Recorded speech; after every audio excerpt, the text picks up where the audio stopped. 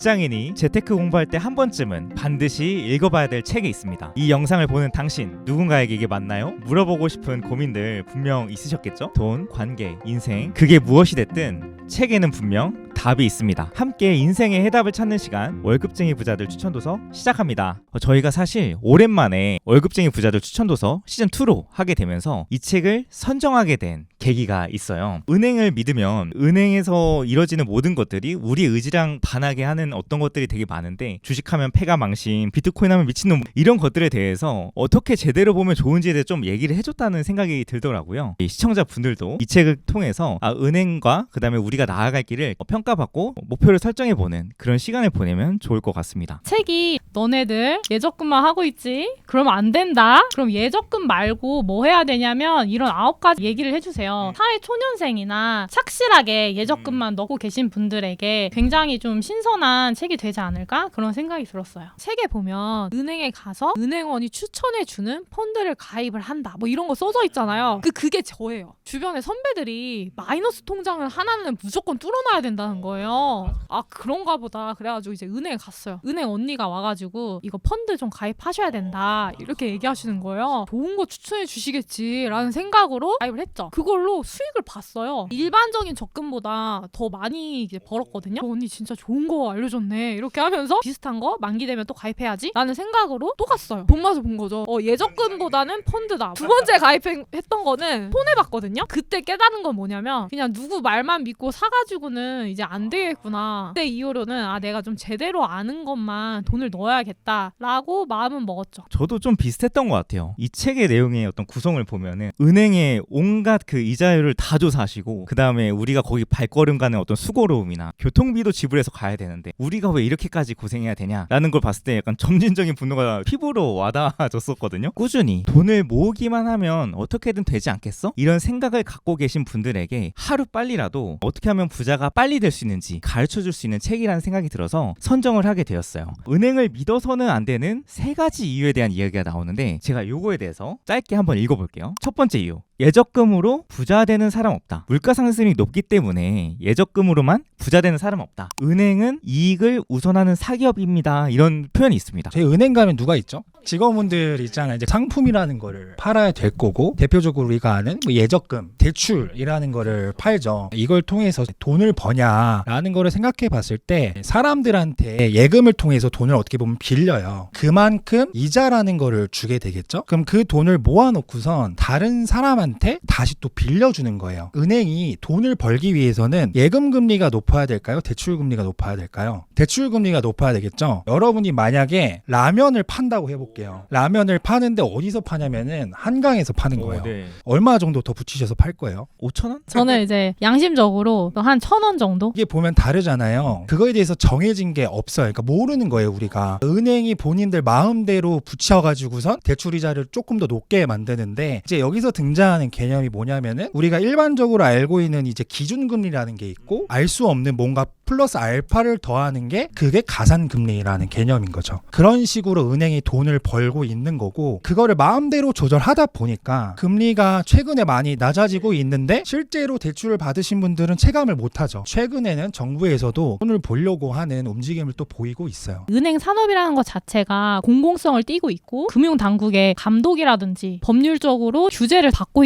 있기도 하죠. 쉽게 말해서 이자 장사하는 게 맞기도 한데 부정적으로 느껴질 수도 있잖아요. 국민들의 어떤 편의성을 개선해주고 규제 안에서도 뭔가 역할을 해주는 게 있다. 이 책의 그 100페이지를 보시면 집값 과열에 불쏘시개 역할을 한 은행, 이런 챕터가 하나 있어요. 결국 은행은 지금의 집값 상승세의 불쏘시개 역할을 담당한 셈이다. 은행은 어떤 위험도 감수하지 않은 채 엄청난 대출 수익을 거두게 된다. 전세 대출을 해주고 집값이 올라가면 전세 대출금은 더욱 늘어나고 은행은 더 많은 대출 이자를 취하게 된다. 그럼 대출이 많아질수록 집값이 올라간다는 건데, 2015년, 18년 이럴 때 저희 부모님이 이제 전세 대출 이런 거 받으실 때 굉장히 잘 나온 편이었는데 근데 집값이 막 오르는 편은 또 아니었었거든요. 생각을 할 때 뭔가 한 지점을 놓고 보기보다는 길게 놓고 보는 게 좀 필요할 것 같아요. 전세 대출이라는 게 사실 과거에는 없었어요. 이제 2008년도 이제 이명박 정부 때 처음으로 이제 전세 대출이라는 게 나왔고 1억 정도에서부터 시작을 했어요. 그러다 점진적으로 늘려가면서 이제 5억까지로 늘어난 상황인데 제가 질문 하나 드려볼게요. 내가 가진 돈이 이제 1억밖에 없어요. 근데 되게 좋은 집, 되게 신축의 대단지 그런 집에 전세로 살 수 있는데 원래는 이 집을 살려고 하면은 전세 가격이 5억이어가지고 내가 가진 돈이 1억밖에 없으니까 얼마를 대출 받아야 돼요? 4억. 4억이잖아요. 전세 대출이 없으면 이 돈을 받을 수 있어요? 없어요? 없어요. 은행에서 해준다고 해볼게요. 내가 소득이 어느 정도 뒷받침된다고 해봤을 때 어떤 선택을 하실 것 같아요? 살고 싶어요. 자연스럽게 그런 높은 전세 가격에 살 수 있는 사람들이 늘어나게 되죠. 그 갭 투자라는 관점에서만 좀 이야기를 하시는데 사실 실거주 입장에서도 집을 사는 수요가 늘어나면서 아파트 가격이 충분히 영향을 줄 수 있고 한 가지 더 중요한 거는 대출이 점점 늘어날수록 시중에 뭐가 많이 돌까요? 돈이 많이 돌기 시작하잖아요. 인플레이션이라는 개념이라는 거를 생각을 해봤을 때 화폐 가치가 점점 더 하락을 하게 되겠죠. 이제 그런 것도 영향을 주면서 복합적으로 집값과 뗄 수 없는 그런 관계가 되지 않았나. 전세 대출의 여력이 증가하면서 실제로 집을 살 수 있는 비용이 적어지다 보니까 실수요가 발생하면서 값이 올라갔다. 저는 사실 이제 대출이 부동산 가격에 영향을 줬다고 생각을 하거든요. 2011년, 12년 이렇게 가면서 전세난이 와요. 그러니까 집이 부족한 거예요. 이제 전세가가 오르면서 이제 전세 대출을 받기 시작한 거예요. 그게 시간이 지나면서 점점 심화되면서 전세가가 오르니까 같이 오르는 거예요. 상승장의 포문을 열었죠. 은행을 믿을 수 없는 어떤 이유에 대해서 이야기를 했는데 되게 안 좋은 점만 있는 건 아니거든요. 사실 저는 이거를 되게 현명하게 좀 잘 활용하는 게 필요하다고 생각해요. 세 가지로 조금 정리를 해봤을 때 첫 번째는 은행이라는 곳 자체가 어떻게 보면 되게 안전한 곳이잖아요. 종잣돈을 모으는 데 있어가지고는 굉장히 그게 의미가 있다. 두 번째는 그 앞에서도 잠깐 얘기했지만 자본주의에서는 인플레이션이라는 게 발생을 해요. 예를 들어서 30년 전에 5천만 원으로 아파트를 살 수 있었다. 그럼 현재는 그 5천만 원으로 뭘 살 수 있을까요? 차 정도 살 수 있어요. 그럼 만약에 이 5천만 원이 다시 30년 뒤로 간다고 했을 때 뭘 살 수 있을까요? 이런 식으로 점점 화폐의 가치가 하락을 해요. 우리가 사고 파는 상품에 적용할 수도 있지만 대출이라는 거에도 적용을 할 수가 있거든요. 내가 30년 전에 예를 들어서 5천만 원이라는 대출을 받았어요. 지금 시점으로 원다고 했을 때 과연 그 5천만 원이 현재 5천만 원과 같을까요? 화폐 가치가 하락한 만큼 그 대출로 빌린 돈의 가치도 하락을 했겠죠. 근데 이때 어떤 표현을 좀 많이 쓰냐면은 대출을 녹인다라는 표현을 좀 많이 써요. 녹는다고 시간에. 그런 관점으로 봤을 때 내가 내 집 마련을 한다고 했을 때 이 대출이 당장은 커 보이지만 시간이 지남에 따라 가지고 얘도 녹는구나 이렇게 생각을 하면서 이용하는 게 굉장히 중요하다고 생각을 해요. 제가 하고 싶은 얘기가 있는데 68페이지 좀 같이 볼까요? 실질 금리는 equal 명목 금리 마이너스 물가 상승률이다 라는 주장을 폈어요. 이게 되게 중요한데 이거 이제 아마 시청자분들이 이거 들으시면서 이게 무슨 말이야? 이렇게 하실 것 같거든요. 우리가 월급이 사실 오르고 있긴 하잖아요. 전혀 체감이 안 되는 거예요. 맞아요. 맞아요. 뭔 말인지 알죠? 네. 왜 그런 거냐? 국밥이 10,000원이 다 넘어가요. 이제 점심시간에 밥 먹으러 나가면. 그러니까 나도 월급이 올랐는데 내가 뭘 사 먹으려고 해도 걔도 다 올랐고. 오른 것 맞아, 같아요. 맞아. 더 오른 그쵸? 것 같아요. 월급이 상승하고는 있으나 물가 상승률이 만만치 않기 때문에 물가 상승률보다 우리가 더 벌지 않으면 우리 삶 점점 팍팍해집니다. 이 얘기를 하는 게 피셔의 법칙의 핵심이에요. 우리가 이제 이런 생각을 한 번쯤은 해봤을 거예요. 내가 좀 부자가 되면은 그냥 은행에 그냥 돈 팍 넣어놓고 이제 이자 나오는 걸로 먹고 살면 좀 괜찮지 않나? 이런 생각 해본 적 있어요? 직장인들 꿈이잖아요. 그 말인지 알지? 따박.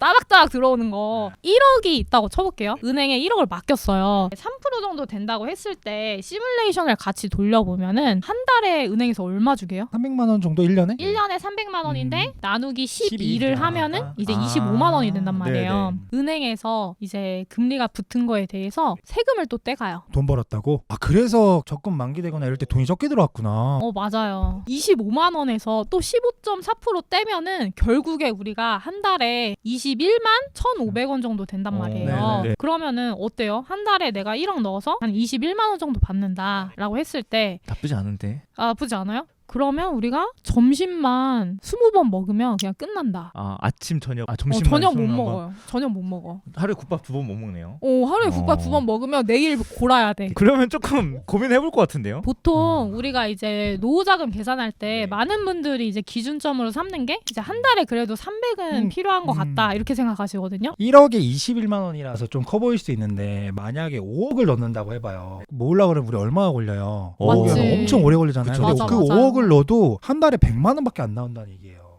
5억을 맞아요. 넣어도 은행을 믿으면 안 된다는 이야기를 이제까지 했어요. 그래서 뭐 어떻게 해야 돼 앞으로 이런 생각을 좀 하게 되잖아요. 저자가 또 친절하게 뭘 하면 되는지 이야기를 해줍니다. 이제 9가지에 대해서 얘기를 해주거든요. 첫 번째가 비트코인, 두 번째가 배당주 투자, 세 번째 브라질 국채, 네 번째 펀드, 다섯 번째 공무주 비상장 투자법, 그리고 여섯 번째 ETF 투자, 일곱 번째 전환사채, 여덟 번째 금, 그리고 마지막 아홉 번째로는 리츠 상품이라는 거에 투자를 하라고 이제 소개를 해줘요. 주식이나 펀드 좀 이렇게 짜잘짜잘이라고 해야 되나 그냥 소액으로 좀 했었는데 풀이라는 종목과 인연이 좀 있어요. 코로나 시기 이후에 코인이 한번 크게 왔다 갔다 했던 적이 있었어요. 이제 어느 날 회사 부장님이 저를 부르는 거예요. 일주일 동안 적지 않은 금액을 번 거를 보여주시더라고요. 한 4, 5천만 원 정도 버신 것 같아요. 그 얘기를 듣고 난 돈 1천만 원 정도 그날 넣었는데 수익률이 막 20%씩 나는 거예요. 눈 돌아가죠. 흔히 말하는 초심자의 행운 이런 단어가 있는데 그건 줄 몰랐던 거예요. 얘가 진짜 무섭게 떨어지더라고요. 너무 몰랐어요. 그런 마인드도 안 잡혀 있었고 내가 정말 이거를 알고 하는 게 되게 중요하구나. 리스크를 알고 하는 게 되게 중요한데 초보 입장에서는 리스크가 보이지 않고 수익만 보이죠 처음에. 투자에 대해서 설명을 스스로 할 수 있어야 된다고 얘기를 해주셨잖아요. 조금 더 이야기해 주실 수는 없을까요? 그 주식으로 치면은 반도체 회사에 투자를 한다 하면은 SK 하이닉스도 있고 삼성전자도 있잖아요. 내가 도대체 어느 회사 거를 살지 결정을 해야 되는데 그게 되려면 각각의 회사 사정은 어떻고 주가는 지금 싼 구간에 있는 건지 아닌 건지 판단이 돼야 내가 투자를 할 수 있을 거잖아요. 그런 거에 대한 공부를 하셔야 된다는 말이죠. 사기 좋은 시기가 한 번씩 또 오는 것 같거든요. 이 저자에 따르면 어떤 기간은 절대 집을 사면 안 되고 어떤 기간에는 집을 사야 되고 이렇게 특정해서 있는데 계속 뭔가 여기에 발을 담그고 있다 보면은 이 물건이 생각보다 싸게 나왔네 이런 것들을 좀 볼 수 있는 기회들이 또 있다 보니까 꼭 시기로 특정할 수 있는 부분은 또 아닌 것 같더라고요. 제가 얘기하고 싶은 게 뭐냐면 하락장은 되게 천천히 옵니다. 최고점을 딱 찍은 다음에 이게 하락장이 되게 천천히 오거든요. 그러니까 3개월은 일단 지켜보세요. 이렇게 얘기를 하면서 하락장의 후반부가 될수록 가격이 훨씬 많이 떨어져요, 여러분. 그런데요, 이 하락장이 길게 가진 않을 겁니다. 18개월 정도면 보통 하락장이 끝나요. 이 얘기를 들었을 때 저는 이제 어떤 감정이 드냐면 그래서 뭐 어쩌라고요? 약간 이런 감정이 가장 강하게 드는데 저한테 왜 그렇게 다가오냐면 제가 코인도 조금 해보고 주식도 조금 해보고 부동산 투자를 지금 하고 있잖아요. 그 요즘에 코인이 1억 6천 이렇게 찍으면서 갱신하고 있거든요. 최고점을. 제가 샀던 코인은 아직 마이너스 96%란 말이에요. 그러니까 제가 사자마자 그 코인이 계속 떨어져서 지금 비트코인은 막 엄청 잘 나가는데 제 코인은 지금 마이너스 96%로 울고 있어요. 제가 느끼기에는 어떤 게 중요하냐면 내가 투자한 종목과 그걸 얼마에 샀는지가 진짜 중요해요. 내가 그 투자에 대한 이해를 지금 잘 하고 있고 좀 저렴한 가격에 잘 샀는지 이게 저는 이제 중요하다고 생각해요. 부동산으로 좀 가져와서 얘기를 해보면 시청자분들은 좀 많이 모르실 수도 있지만 2022년 하반기부터 2023년 상반기 약 1년 동안 부동산 가격이 전국적으로 하락을 했어요. 지금 서울 같은 경우에는 최근까지도 좀 상승을 했거든요. 나라는 투자자가 만약에 지방에 물건을 가지고 있다. 그러면 이 법칙이 지금 안 맞잖아요. 그러니까 이런 법칙이 중요한 게 아니라 내가 산 가격 그런 게 훨씬 중요하다고 생각해요. 투자를 할 때 중요한 거는 어떤 법칙을 이해하는 게 아니라 내가 하려는 투자가 어떤 투자인지 설명할 수 있는 게 굉장히 중요하다고 생각해요. 가치 대비 싼 걸 사면 됩니다. 정리를 해보자면 크게 3가지 정도가 있을 것 같아요. 첫 번째는 지적 게으름인 거죠. 내가 재테크를 하겠다라는 마음은 있는데 이거를 배우겠다는 의지까지 못 가는 거예요. 그러니까 이런 거예요. 내가 추운 겨울날 운동을 해야 되는데 운동을 필요한 걸 알지만 이불 밖을 안 벗어나는 것처럼 그냥 귀찮은 거예요. 근데 이런 거를 경계하는 게 너무 필요하다. 그 두 번째는 평정심을 유지하는 게 굉장히 중요한 것 같아요. 감정의 기복을 좀 경계해야 되는 건데 코로나 때 주식 혹시 기억나세요? 그때 당시에 진짜 완전 공포 분위기였잖아요. 그때 주식이 엄청 막 하락했었고 시간이 지나면서 점차 회복하면서 진짜 많이 상승했던 그런 모습을 보는 것처럼 보통 그렇게 막 어떠한 위기가 터졌을 때 무서움이 많이 생기잖아요. 사람들은 대부분 팔잖아요. 무섭다, 하락장이다, 아니면은 뭔가 위기가 터졌다 그래서 팔아야 된다라는 그런 불안감, 아니면은 막 상승하니까 나도 이거를 사면은 가격이 오르겠지 하면서 막 따라 사는 거, 조급해하는 거, 감정적인 것들을 억제하고 일단 내가 정한 어떤 기준이나 판단에 대한 원칙을 따르는 게 굉장히 중요하다. 마지막은 저희가 살아가는 이 사회가 정보랑 소음을 구분하기가 굉장히 어려운 것 같아요. 특히나 똑같은 정보에 대해서도 굉장히 자극적으로 나오는 경우도 정말 많아가지고 나한테 정말 필요한 정보인지 아니면은 내가 거리를 멀게 해야 되는 소음인 건지 그런 게 좀 주의해야 될 것 같고, 우리가 회사에 있다 보면은 동료가 돈 벌었다는 소식을 종종 듣잖아요. 저도 부동산 투자하기 전에는 좀 기웃기웃 많이 했던 것 같아요. 올라가는 거 봤을 땐 좋다가 또 왔다 갔다 거리니까 버티지 못하고 그냥 또 팔아버리고. 저도 너무너무 공감됐어요. 제가 태어나서 처음 주식 계좌를 개설하고 처음 코인 계좌를 개설한 게 딱 코로나. 전 진짜 재테크 이런 거 잘 모르고 아무것도 모르는 시기에 하루 만에 삼성전자를 단타해서 컵라면 하나 사 먹을 정도 이렇게 됐었는데 그런 걸 한 두세 번 하니까 미치겠더라고요. 어떻게 보면 저한테 좀 소음이지 않았을까? 저는 공모주 했었거든요. 한창 공모주 계속 올라갔을 때가 있었어요. 카카오게임즈 막 이런 거 있었어요. 나 1억 넣었잖아. 우와 막 이러고 막 그런 시절이 있었단 말이에요. 그래서 그게 생각이 많이 나는 것 같아요. 결국에는 이 세 가지를 다 하기 위해서는 공부를 시작하고 좀 제대로 아는 게 필요하다, 이렇게 정리를 해볼 수 있을 것 같아요. 그 인턴님도 그렇고 오하님도 그렇고 그럼에도 불구하고 다시 이제 부동산에 뛰어들어서 열심히 투자하시고 자산을 또 모으고 계시잖아요. 이렇게 시작할 수 있었던 배경이 있으실까요? 2018년도에 회사 가면은 다 부동산 얘기만 했거든요. 그때 이제 상반기에 많이 올랐잖아요. 모든 이제 회사분들이 다 모여가지고 야 이거 이 아파트 뭐 얼마 올라는 줄 알아? 이런 얘기 되게 많이 했어요. 저는 이제 그걸 보면서 야 하나도 와닿지 않는 거예요. 모은 돈이 너무 없다 보니까 부동산을 살 수가 없는 거예요. 퇴근하면서 무슨 생각을 많이 하냐면 와 이렇게 서울에 아파트가 많은데 내 집 한 채 없다고? 막 이런 생각이 드는 거예요. 제 소원이 서울에 등기 하나 치는 거. 유행했던 키워드가 뭐였냐면 벼락거지. 그 핸드폰에서 뉴스 기사 보는 걸 너무 싫어했어요. 그 뉴스만 딱 보면 벼락거지. 그게 난 거예요. 그게 너무 화가 나고 막 힘들었어요. 사실 근데 너무 비슷해요, 상황이. 인천에 역세권 아파트가 나오는 거예요. 부동산 잘 몰라도 역세권이면은 괜찮다는 생각을 갖게 되잖아요. 그래서 그냥 거기 부동산 전화해가지고 또 안 보고 그냥 그날 계약을 했어요. 뭣도 모르고 그냥 진짜 아무것도. 저한테 뭐밖에 없었냐면은 이거 내 집 안 사면 큰일 난다. 그리고 그 집에 딱 이제 계약서를 쓰고 나서 들어갔는데 윗집에서 누수가 터져가지고 그 집에 완전 곰팡이가 난리가 났던 거예요. 처음 샀던 게 그랬던 경험이에요. 그 집이 되게 웃긴 게 그 상승장에서도 가격이 빠지더라고요. 멘탈이 진짜 나가는 거죠. 그리고 나서 들었던 생각이 내가 모르면 돈을 벌 수가 없다. 모르면 못 벌어요. 저는 조금 어떤 게 있었냐면 제 와이프의 돈도 같이 묶여 있었어요. 일생일 때 가장 큰 쇼핑을 한 게 이제 내 집 마련이었어요. 우리 집 하나는 있으면 좋겠다. 그래서 돈을 조금 열심히 모았던 것 같아요. 나름대로. 경기도 외곽에 아파트를 매수하게 됐어요. 1년 만에 그 최저 호가 기준으로 거의 2억까지 떨어졌었어요. 돈이 그냥 녹아버리는 거예요. 여기까지 모으는 기간이 와이프랑 해서 거의 뭐 진짜